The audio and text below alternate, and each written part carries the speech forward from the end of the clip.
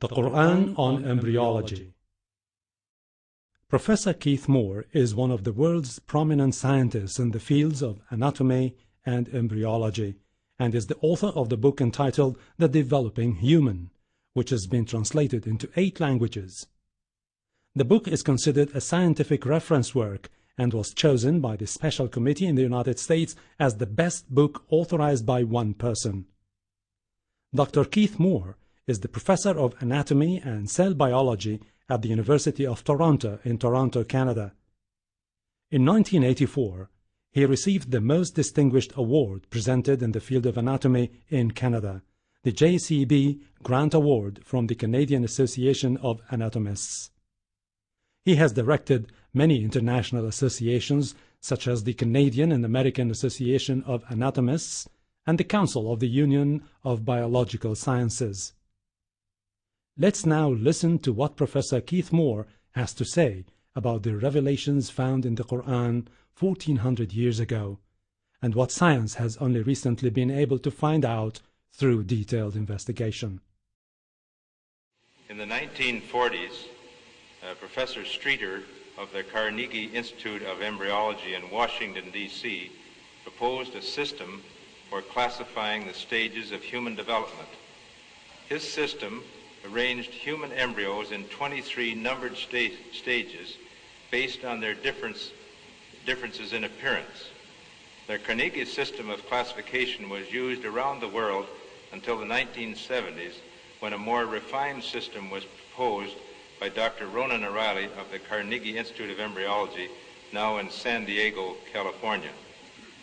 Intensive studies of the Quran and Hadith in the last 4 years have revealed a system for classifying human embryos that is amazing, since it was recorded in the 7th century A.D.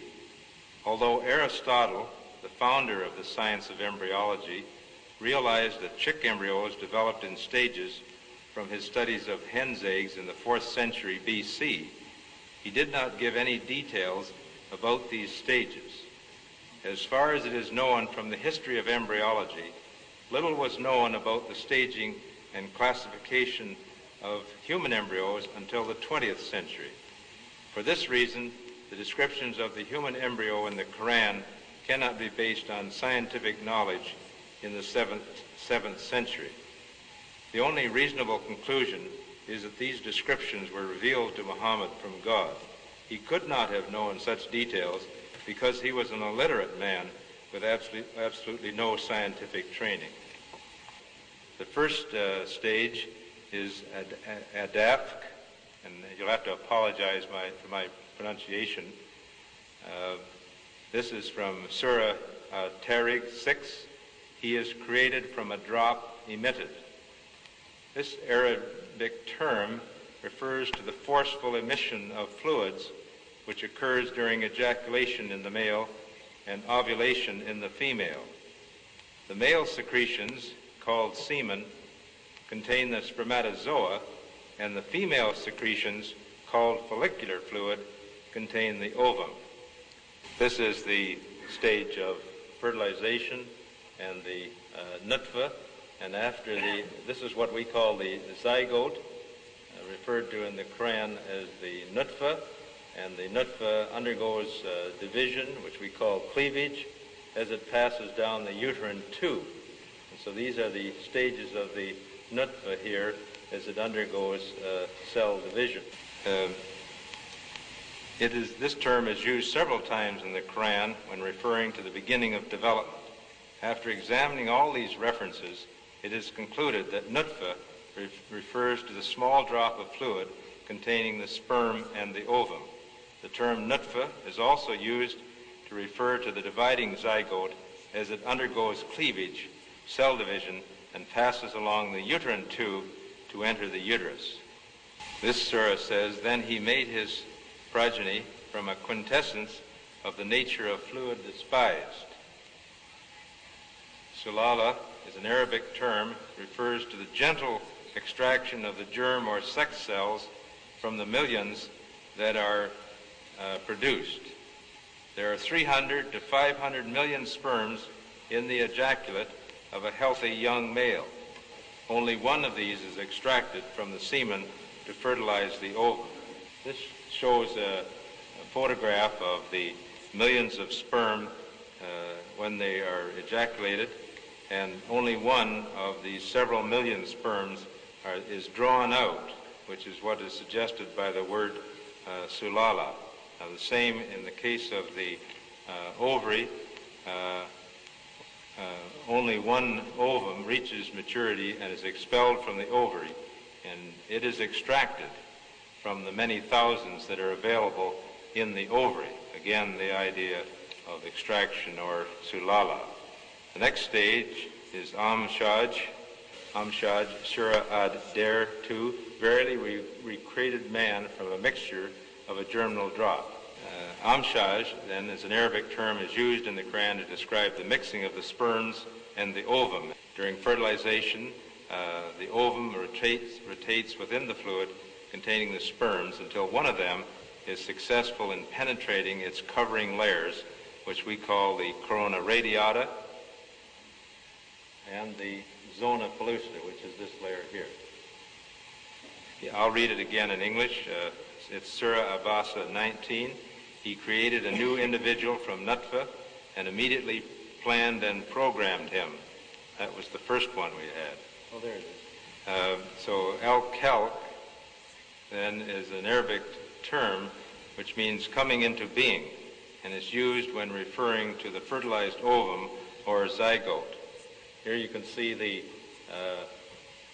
nuclei from the sperm and the ovum uniting to form a new cell, which is the zygote or nutfa, and then here's the zygote or nutfa again, but it's just getting ready to divide into two cells, which we call the dividing zygote or the dividing nutfa.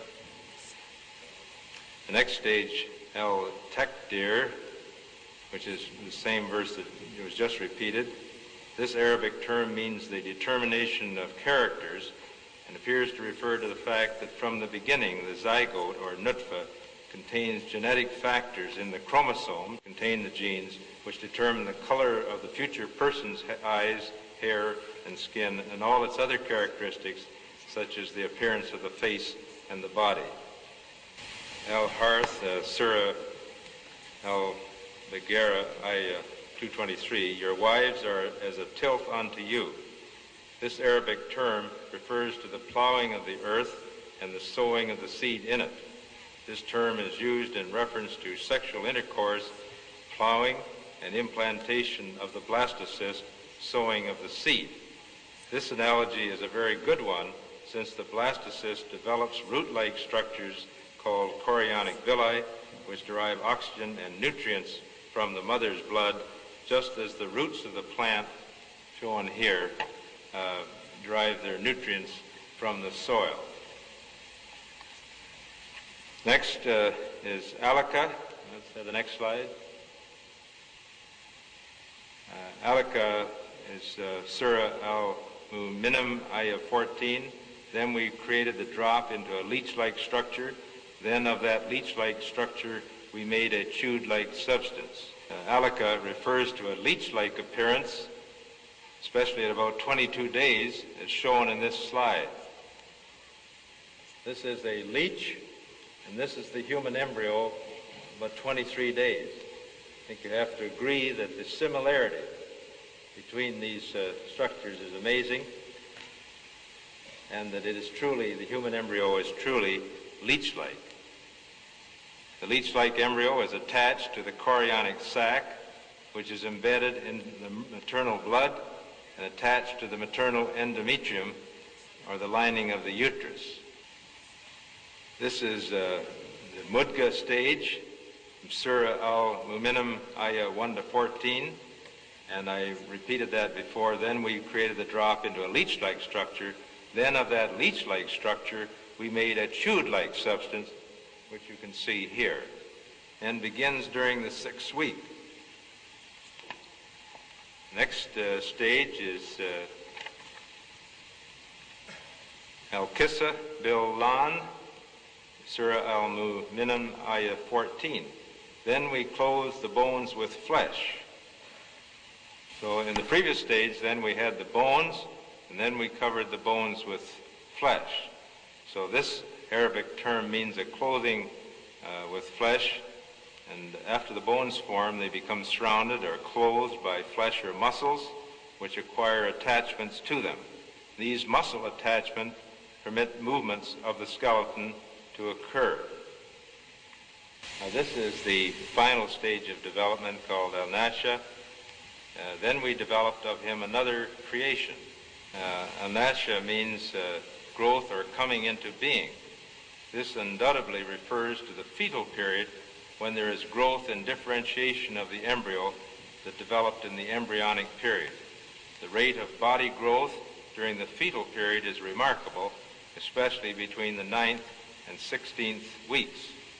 You can notice how quickly it's growing in this nasha stage, or fetal period as we call it. The next stage is al-qabliya. This says that the duration of pregnancy and separation is 30 months. This Arabic term refers to the viability or ability of the human fetus to survive outside the uterus. There is no definite time when survival of the fetus is assured, but it is generally accepted now that a fetus that is 24 weeks or older has a reasonable chance of survival. Survival of fetuses 22 to 24 weeks old has only become possible in the last few years when better methods of providing care for premature infants were developed. So the period viable embryo or fetus would be here at 24 weeks. We used to say 26, 28, but now with better incubation, some babies at 24 weeks can survive, and we've even had some at 22 weeks, but this takes highly sophisticated incubation to do that. So this period then is the period of viability or the ability of the human fetus to survive. The next stage is the al-hadana, al-rahimia. This stage refers to the final stages of fetal development in the uterus when the fetus could survive if born prematurely, but it remains in the uterus where it is supported or nourished by the mother. In most cases, therefore, the uterus acts as an incubator for the premature infant. Weight gain during these final weeks is phenomenal as the fetus accumulates fat and is gradually prepared for birth. This last ayah is Surah Abasa, ayat 19 and 20. From a drop he created him and immediately planned and programmed him. Then he makes his passage easy. This Arabic term means to make the passage easy. It is well known that as the time of birth approaches, the maternal tissues of the cervix and the joints of the pelvis become looser so that the passage of the fetus through the fetal canal will be facilitated. This process, initiated by hormones in the mother's blood, accelerates during the early stages of labor or delivery of the baby. As the amniochorionic sac, that is the bag of waters surrounding the baby, expands near the time of birth, it protrudes into the cervix, that is the neck of the uterus, and causes it to dilate. When the amniochorionic sac ruptures, the amniotic fluid provides a slippery pathway for the fetus to pass along the cervix and vagina to the outside of its mother. All the above occurrences facilitate the birth of the baby, that is, they make the passage easy. The stages of embryonic and fetal development mentioned in the Quran should be used when teaching Muslim students because they are in accordance with our modern understanding of the development before birth. It will also enable Muslim doctors and nurses to explain human development to their patients using Quranic references. Muhammad could not have known these facts about human development in the 7th century because most of them were not discovered until the 20th century. Muslims and others are justified in concluding that these facts could only have been revealed to Muhammad by the one who knows all about us, not only about how we developed,